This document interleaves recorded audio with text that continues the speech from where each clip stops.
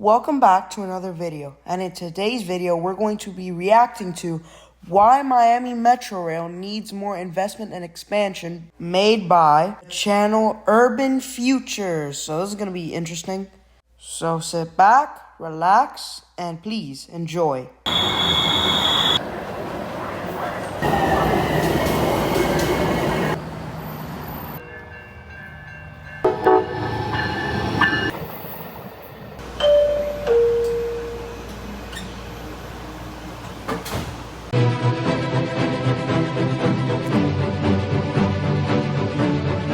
So, just fair warning, this intro is a bit long.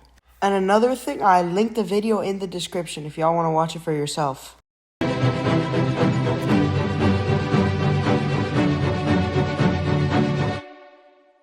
Imagine a city where you can travel from the airport to the downtown, from the suburbs to the beach, from the historic to the modern.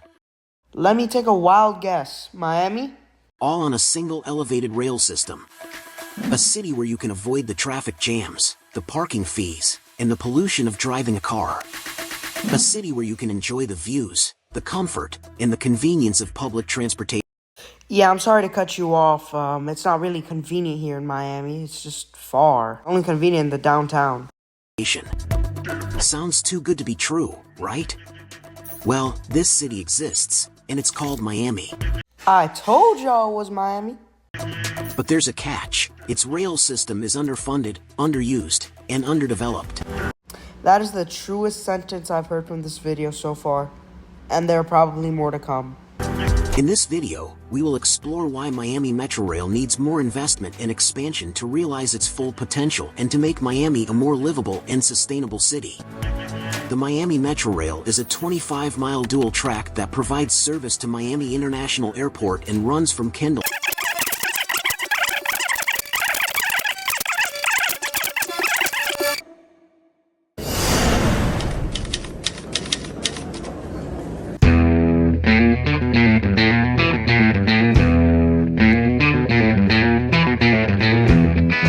The Miami Metrorail is a heavy rail rapid transit system that serves the urban core of Miami and Bro, you just went over this. We do not need another summary of Metrorail. The system has 23 stations on 24.4 miles of elevated track and connects to other modes of transportation, such as buses, bikes, cars, and trains. The Metrorail was conceived in the late 1950s as a way to cope with the growing population and traffic congestion in Miami. It was inspired by other successful rail systems around the world, such as the Paris Metro and the London Underground. I call huge cap. Maybe it's inspired by the DC Metro, but from what I know, this was part of a group of projects done by some president, I forgot who. The project faced many challenges and delays, such as funding shortfalls, legal disputes, environmental concerns, and political opposition. Construction began in 1979 and the first segment opened in 1984. The system was gradually expanded over the years, with the most recent addition being the airport link in 2012. The Metrorail offers many benefits and features for its riders and for the city. It provides fast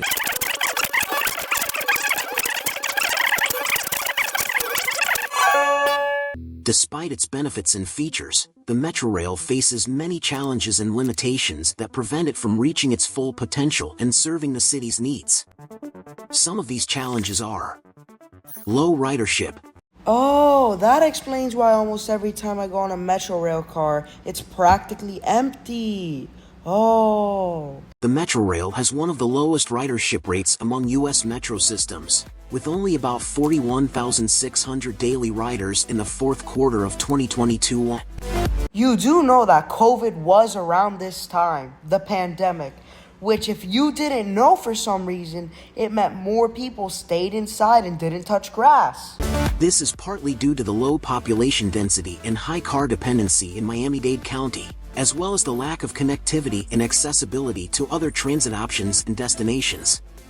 Many potential riders prefer to drive or use ride-hailing services, which are often cheaper and faster than taking the Metrorail.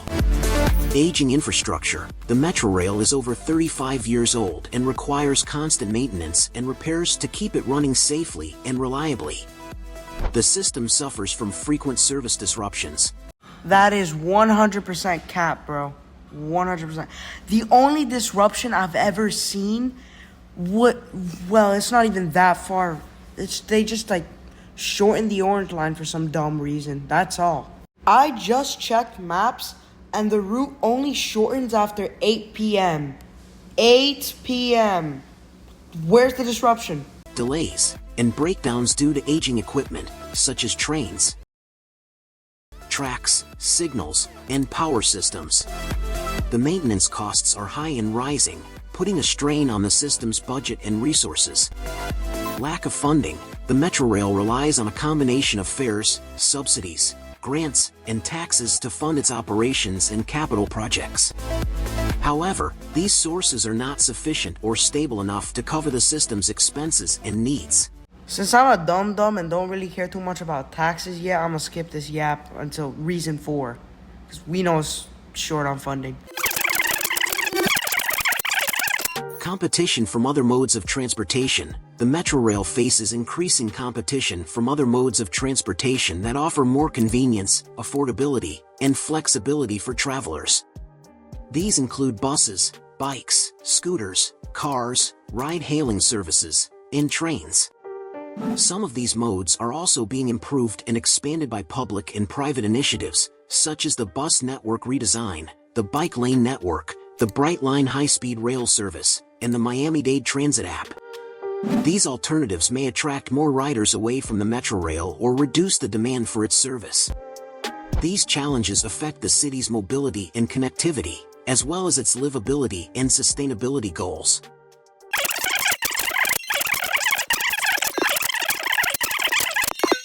To overcome these challenges and limitations, the Metrorail needs more investment and expansion to improve and extend its service and to attract more riders.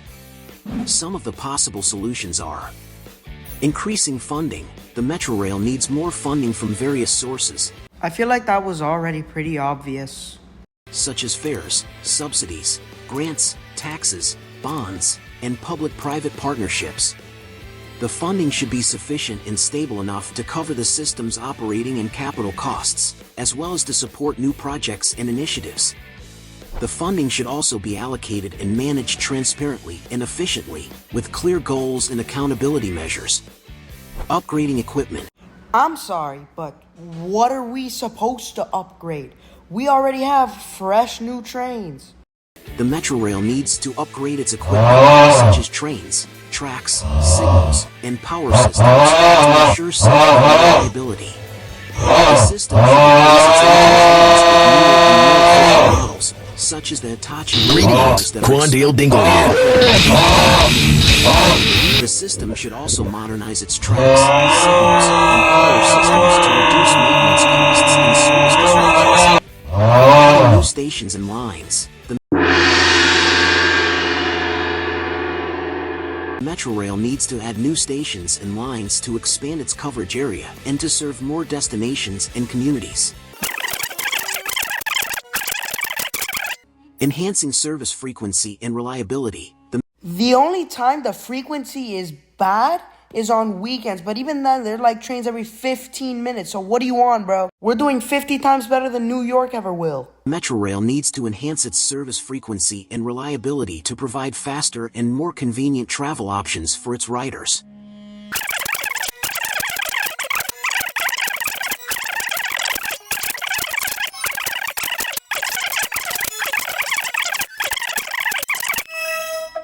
Yeah, that's practically the end of the video, and it wasn't the best. It like grabbed my attention at first, but then it just became the most repetitive thing on earth. Anyway, thanks for watching. Have a good rest of your day.